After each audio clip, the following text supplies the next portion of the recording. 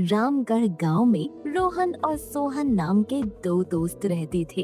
रोहन बहुत मेहनती था, लेकिन सोहन कोई काम नहीं करता था और सब कुछ भगवान के भरोसे छोड़कर बैठ जाता था। एक दिन भाई अब तो परिवार भी बढ़ रहा है, अब उनके लिए घर बनाना पड़ेगा। हाँ यार, कहता तू सही रहा है, लेकिन करें क्या? भाई एक काम करते हैं, जमीन ले लेते हैं और उस जमीन पर खेती करते हैं। अनाज का अनाज होगा और फायदा भी होगा। हाँ तू सही कह रहा है। चल साहूकार अमीर चंद के पास चलते हैं और जमीन का भाव पता करते हैं। दोनों मिलकर साहूकार के पास जाते हैं। साहूकार जी, हमें 1 बीघा जमीन खरीदनी है। तो खरीद लो, हमने कब मना किया है? जमीन खरीदने के लिए पैसे लाए हो।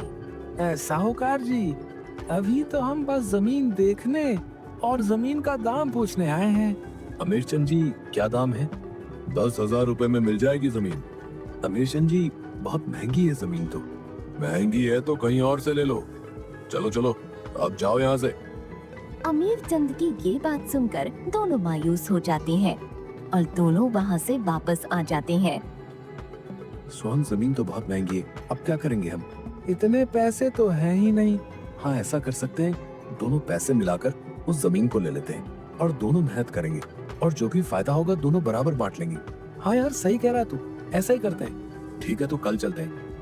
अगले दिन दोनों दोस्त जाते हैं और अमीर चंद से वो जमीन खरीद लेते हैं। अब सब ठीक हो जाएगा। हाँ, बस अब जमकर मेहनत करनी है। तू चिंता मत कर, भगवान सब अच्छा करेंगे। क्यों ना हम आज से ही काम पर लग जाएं। एक काम करो, तुम जाओ, मैं भगवान से प्रार्थना करके आता हूँ। रोहन जाता है और खेतों को जोतने लगता है और इधर सोहन भगवान की पूजा करने लगता है। और शाम को जब रोहन वापस आ रहा होता है तो उससे कहता है, अरे रोहन, तो चिंता मत कर, हमारी फसल बहुत अच्छी होगी। हाँ, आज मैंने पूरे खेतों को जोत दिया है, बस अब उसमें बीज बोना है। चल जा, तू भी आराम कर ले, मैं भी फिर कर लेता हूँ। दोनों अपने अपने घर जाते हैं और सो जाते हैं। और अगले दिन रोहन सोहन के घर जाता है। चल सोहन, बाजार चलते हैं और बीज ले आते हैं। तुम जाओ, मैं अभी पूजा कर रहा हूँ। मैं तुम्हें खेतों पर ही मिलूंगा। रोहन बाजार जाता है और बीज लेकर वापस खेत पर आ जाता है, लेकिन उसे सोहन वहाँ नहीं मिलता और वो बीज बोकर वापस आता है और सोहन से पूछता है, तुम खेतों पर क्यों नहीं आए? वो मैं भगवान की पूजा कर रहा था। सोहन इसी तरह भगवान की पूजा करता रहता था और रोहन खेतों में मेहनत करता रहता था। बहुत दिन बीत गए और खेतों में बहुत अच्छी फसल हुई। इतनी अच्छी फसल देखकर दोनों बहुत खुश हुए। वाह, कितनी अच्छी फसल हुई है। हाँ, सब भगवान की देन है। तुम एक काम करो, आज से ही कटाई शुरू कर दो। मैं अभी इतनी अच्छी फसल के लिए भगवान को धन्यवाद देकर आता हूँ। रोहन कटाई शुरू कर देता है और थोड़े ही दिन में पूरी कटाई हो जाती है। चलो, कटाई तो हो गई, अब इसे बराबर बराबर बांट लेते हैं। बराबर बराबर क्यों? मैंने बहुत मेहनत की है, मुझे फसल का ज्यादा हिस्सा मिलना चाहिए। अच्छा, अगर ऐसी बात है तो मैंने तो दिन रात भगवान की प्रार्थना की है, इसलिए फसल का ज्यादा हिस्सा मुझे मिलना चाहिए। इसी बात को लेकर दोनों में बहस हो जाती है और ये बहस इतनी बढ़ जाती है कि बात लड़ाई तक पहुंच जाती है और इंसाफ के लिए दोनों गांव के मुखिया के पास जाते हैं और सारी बात बताते हैं। उनकी बातों को सुनकर मुखिया जी भी सोच में पड़ जाते हैं। थोड़ी देर सोचने के बाद उन्हें एक उपाय सूझता है और वो अपने गोदाम से 2 चावल की बोरियां मंगाता है। ये लो, तुम इन बोरियों से सारे कंकड़ साफ करके कल सुबह वापस आना और जो भी ये काम पहले कर लेगा उसे ही फसल का ज्यादा हिस्सा मिलेगा। मुखिया जी, हम यहाँ इंसाफ मांगने आए हैं, आपसे काम मांगने नहीं। आप इंसाफ करिए। पहले ये करो, कल मैं तुम्हें तुम्हारी सारी बातों का जवाब दूंगा। रोहन और सोहन उस बोरी को उठा कर ले आते हैं रोहन पूरी रात जागकर उस चावल से कंकड़ निकालता है। इधर सोहन भगवान की पूजा करता है और सो जाता है।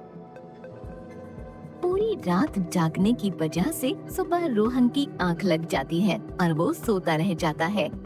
इधर सोहन तैयार होता है और मुखिया जी के पास पहुंच जाता है। देखो मुखिया जी, मैं आ गया। तुम चावल साफ करके आए हो या बस ऐसे ही आ गए? मुखिया जी, मैंने भगवान से प्रार्थना की थी। अब तक तो सारे चावल साफ हो गए होंगे। अच्छा अच्छा, रोहन कहाँ है? अभी तक आया नहीं। लगता है अभी तक उसके चावल साफ नहीं हुए। अब तो इस फसल का हिस्सा मुझे ही मिलेगा। हाँ, शांत हो जाओ। हम बिना इंतजार किए कोई भी फैसला नहीं ले सकते। थोड़ी देर बाद मुखिया जी, अब तो बहुत देर हो गई, लेकिन अभी तक रोहन आया नहीं। हाँ सच में, अब तो बहुत देर हो गई है। मुखिया जी, उस आदमी ने तो आपकी बात की भी इज्जत नहीं की। उस आदमी की ये बात सुनकर मुखिया को गुस्सा आ जाता है और वो गुस्से में कहता है, इस गलती की उसे सजा मिलेगी। चलो उसके घर। सब लोग उसके घर जाते हैं तो देखते हैं कि रोहन गहरी नींद में सोया हुआ है और वहाँ रखे सारे चावल साफ हैं। ये देखकर मुखिया जी खुश हो जाते हैं। तभी रोहन की आंख खुल जाती है और वो उन सबको देखकर जल्दी से उठता है। मुखिया जी, मुझे माफ कर दो। मैंने पूरी रात चावल साफ किए थे, जिस वजह से मेरी आंख लग गई और मुझे पता नहीं चला कि मैं कब सो गया। कोई बात नहीं बेटा, तुमने इस चावल को साफ करने के लिए पूरी रात मेहनत की है, इसलिए इस फसल में ज्यादा हिस्सा तुम्हें मिलना चाहिए। लेकिन मुखिया जी, ये तो अन्याय है। मैंने तो भगवान की आराधना की थी। जाओ देखो, तुम्हारे चावल साफ हुए हैं। सोहन भागा भागा जाता है। इधर रोहन की मेहनत को देखकर मुखिया जी खुश हो जाते हैं। थोड़ी ही देर में सोहन वहाँ आता है और सोहन को देखकर मुखिया जी कहती हैं, क्या हुआ सोहन? मुखिया जी, चावल तो साफ नहीं है, लेकिन मैंने तो भगवान की इतनी प्रार्थना की थी, फिर उन्होंने मेरे साथ ऐसा क्यों किया? सोहन, भगवान भी उन्हीं की मदद करता है जो मेहनत करते हैं। सोहन को मुखिया जी की बात बहुत अच्छी तरह से समझ आ चुकी थी। अब वो भगवान की प्रार्थना के साथ साथ मेहनत भी करने लगा।